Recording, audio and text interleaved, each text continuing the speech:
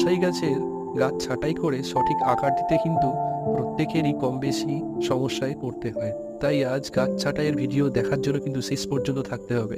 আর তোমাদের জন্য কিন্তু একটা স্পেশাল টিপস রয়েছে, যেটা তোমাদের বনসাইয়ে কিন্তু খুব কাজে লাগবে।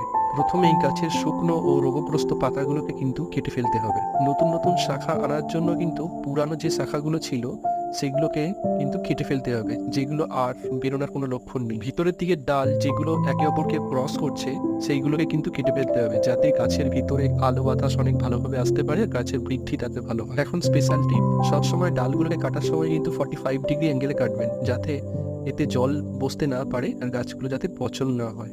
আর ডাল কাটা হয়ে গেলে কিন্তু অবশ্যই সাফ ফাঙ্গিসাইড এতে লাগিয়ে দেবেন।